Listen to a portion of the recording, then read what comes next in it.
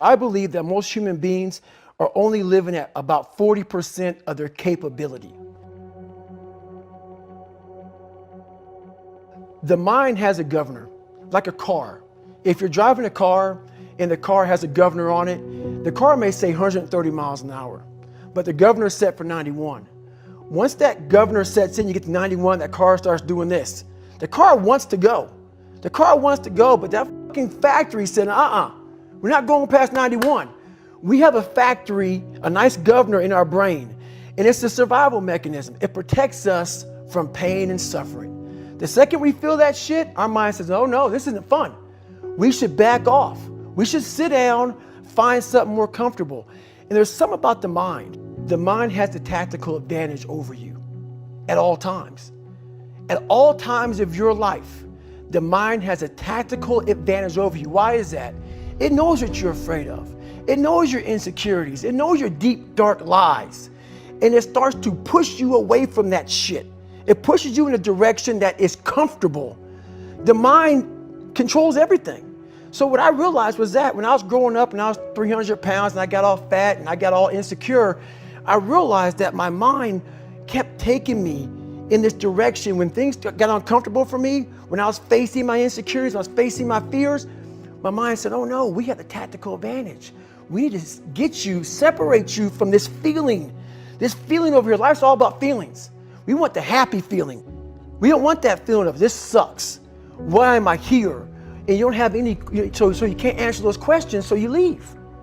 I started realizing that if in that moment you can answer those up questions and you are now in charge of your brain versus your brain ruling you, that's where all that stuff comes from. So the 40% rule is all of that. You get to 40%, your brain says, we're done. Let's roll, man. This is starting to get painful. This is uncomfortable. So you sit down. You have to figure out ways, and everybody's different. That's how the book kind of talks about, like we all have these things about, 5 steps to this and 4 steps to this. It's a lot more than that. That's all bullshit. It's a practice that you have to, it's a habit. So if you know that at 40%, I'm feeling pain. At 40%, I'm feeling pain. That's where the 40% rule kicks in. Now it starts. Okay, I'm feeling pain. My mind's saying all this shit to me. It's saying, get out of here, run, flee. The fight or flight kicks in. Okay, we're done. We're not good enough. It starts telling you all these things. You start to believe it because the mind controls all. This is the time where you have to gain control back of your mind. It's okay, let me see if I can go 45%. And once you start giving yourself more and more hope and start realizing, okay, the mind starts to be, okay, what are you doing? We're supposed to be going right and you're going left. You start then controlling your mind. Start finding more in yourself. And then it goes from 40% to a lot further than that. But that's the start of it though. Get to the spot where your mind is saying stop. Wherever that is, you gotta get there first. And then that's when that shit starts to work for you. You gotta control yourself in that moment. So a lot of people can live with themselves. That's the first thing. A lot of people can live with themselves, look in the mirror and say, I'm okay with being afraid. I'm okay with going on this easy highway over here. The easy highway has all these fucking signs and shit, directions, how to get somewhere. And you have to first be uncomfortable with how you feel about yourself. With that voice that a lot of us like to run away from, we all have it.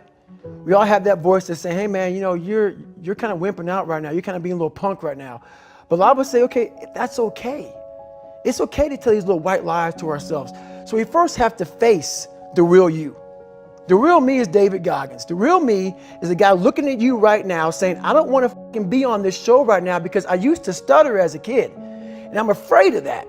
I'm afraid that here in a second, I'm going to start fucking stammering and stuttering and the whole world is going to know that I have all these issues. But that's when I see right now, okay, Goggins, you got to go on this fucking show. That's Goggins. Goggins is saying, okay, David Goggins, you're a punk. Life made you this way. We can't live like this. We can't live in fear. We can't live in judgment.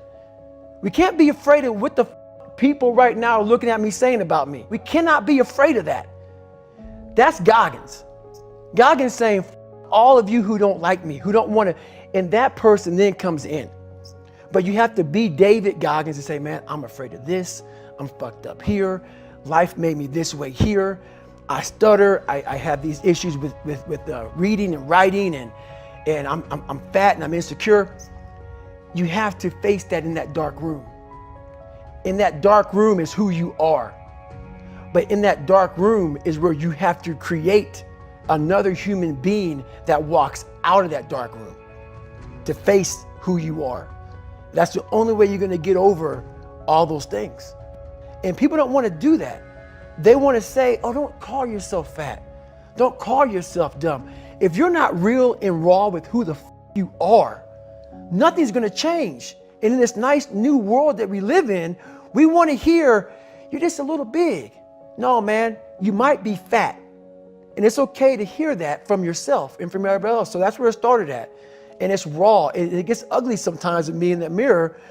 But I'm also proud of myself to be able to tell myself that and then fix what's in that mirror. So the first thing about it is, once you realize it, and you have to realize it, you got to call yourself out. Addressing it is very small. It doesn't go from like one morning this way, next morning I wake up and presto, 5 steps to greatness. No, it ain't that, brother. You read my book, this is hard work. It's every day, like right now. I had to be honest with you, man. I'm even shaking right now being on this show. I'm a big time introvert. How you address it is you face it. You face it every day. You face it every single day of your life, where you say, okay, like if you're fat, you need to lose weight. It's patience. It's patience in this fact of accepting who you are right now. I'm fat. I don't like myself. Accepting the fact that if you lose 3 or 4 pounds, that's a huge accomplishment. You have to live in your own world. You cannot judge yourself. That's why social media and all these things are horrible. You can't judge yourself off of the so-called competition that we have made up in our mind. The things that, how people look, how people act, how smart someone is. This is a race that you run completely alone. A lot of folks talk so much shit about, hey, I'm going to change your life. I'm going to do this. I'm going to do that. Are you accountable for what you're doing? Are you accountable? And I mean to the T for what you're saying. I am. And that's where it started. It started with that total accountability of, let's not lie today.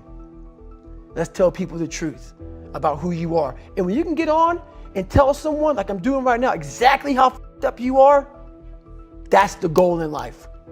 To put your life on a billboard, on the busiest road, in the busiest highway in the world, and say, this is how f***ed up I used to be. Take it or leave it.